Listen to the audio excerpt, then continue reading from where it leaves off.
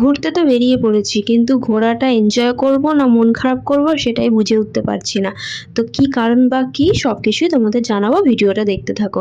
তো hello everyone, তোমরা সবাই কেমন আছো? আশা করি তোমরা সবাই খুব ভালো আছো।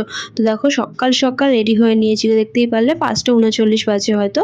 তো আমি কিন্তু রেডি হয়ে বসে রয়েছি, কিন্তু আর যারা যাচ্ছে তারা কিন্তু রেডি হয়নি। সকাল সকাল ভালোই ঠান্ডা, ওই জন্য কিন্তু আমি একদম কান মাথা সব ঢেকে এবার রাস্তায় গিয়ে দাঁড়িয়ে রয়েছি। দেখো কিছুক্ষণ দাঁড়ানোর পর আমাদের গাড়িও চলে এসছে। তো আমরা রওনা দিয়ে দিয়েছি। আগে তোমাদের দেখাই আমরা কে কে যাচ্ছি, কোথায় যাচ্ছি সেটা পরে বলছি। তো এই হচ্ছে গিয়ে বনি, তো আগের ভিডিওতে তোমরা দেখেছো। এ শম্পা, আর পেছনে বসে আছে সোমেন আর নয়ন, তোমরা সবাইকেই দেখেছো আগের ভিডিওতে।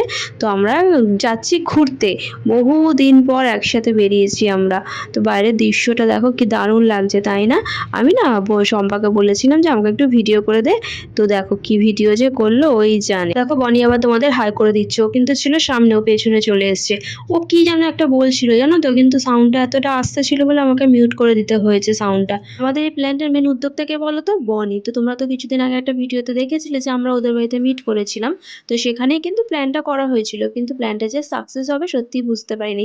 কারণ আমরা আমাদের বর বলো বাচ্চা বলো কাউকে নিয়ে প্ল্যানটা করিনি, সবাইকে ছাড়াই প্ল্যানটা করেছি সেই জন্য।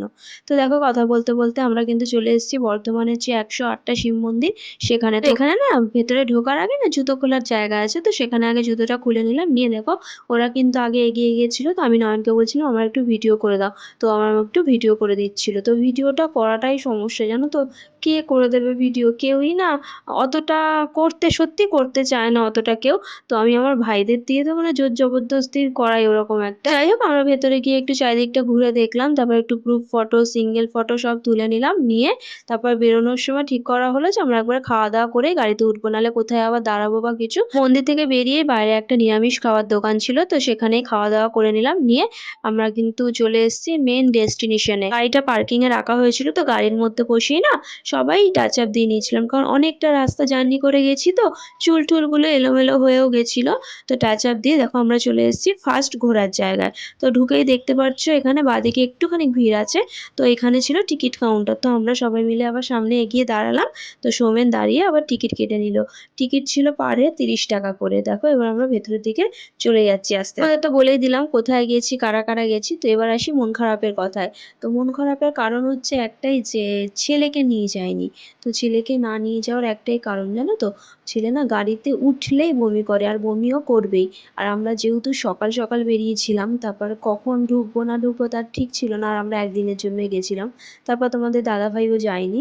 তো মানে আমার একার পক্ষে না ছেলেকে সামলানো একটু অসুবিধা ছিল। তার থেকেও বড় কথা, আমরা বড়রাই বমি করলে শরীরটা কেমন খারাপ করে আমরা নিজেরাই জানি। তো ও তো ছোট, ওর তো আরো অসুবিধা হবে। তো সেই হিসেবে তারপর দেখো বাইরে বেরোলে না খাওয়া দাওয়াটা সত্যিই ঠিক মতো হয় না, কারণ এক জায়গায় যাচ্ছি তো সেখানে ঘোরার নেশায় না ঠিক মতো হয় না। তো অনেক কিছু ভেবেচিন্তে ছেলেকে নিয়ে যাওয়া হয়নি, কারণ ও ঘোরার থেকে না কষ্টটা বেশি হয়ে যাবে। তো সেই জন্য নেওয়া হয়নি। আমার না এই নাচটা করার খুব ইচ্ছে ছিল, যেহেতু সবাই মিলে যাওয়া হয়নি বলে ও আর একা গেল না। তো দেখো তারপর আমরা না পাশে যে মার্কেটটা ছিল, তো ওখানে আমরা একটু ঘুরে দেখছিলাম কেমন কি আছে না আছে। তো জিনিসগুলো সব জিনিসগুলোই না খুব সুন্দর ছিল। সুন্দর তো অবশ্যই ছিল, কিন্তু কি বলতো, মানে ওখানেও যা পাওয়া যাচ্ছে আমাদের এখানেও কিন্তু পাওয়া যায়, পাওয়া যায় না সেরকম জিনিস না। হয়তো দাম হয়তো এদিক ওদিক হতে পারে, তো একই জিনিস হয়েছিল না এই মার্কেট থেকে কিছু নেওয়া হয়। সৌমেন বললো যে এখন কিছু কেনাকাটা করিস না, আগে ঘুরে নে তারপর কেনাকাটা করবি। তো ওই জন্য আমি মার্কেট থেকে বেরিয়ে গেছিলাম, আর কিছু দেখিনি ওখানে। দিয়ে আশপাশ ঘুরে দেখছিলাম, তো বেশ শান্ত নিরিবিলি জায়গাটা ছিল। তো আজকে ছুটির দিন লোকজন এসেছিল অবশ্যই, কিন্তু তা সত্ত্বেও যেন পরিবেশটা শান্তই ছিল। আমার মনে হচ্ছিল কোথাও এক জায়গায় বসে থাকলেও যেন শান্তি এরকম। তো দেখো এখানে আমার কিছু দেখার ছিল, তো সবাই উপরে আসছিল বলে আমরা দেখো উপরে চলে এসেছি। তো এখানে কাঠের কিছু জিনিস ছিল। তো দেখো আমরা কিন্তু উপরে উঠে ঘুরে ঘুরে দেখছি কোথায় কি আছে।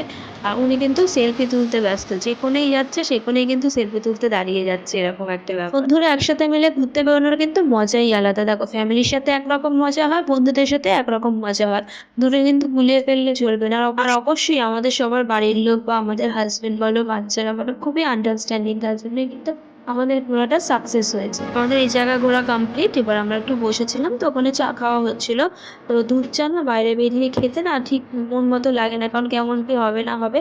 তারপর দুধ চা খেলে তো আমার প্রবলেমও হয়, ওই জন্য লিকার চা খেয়ে নিয়েছিলাম। লিকার চাটাও ভালো করেনি গো, মুখটা পুরো খারাপ হয়ে গেছিলো খেয়ে।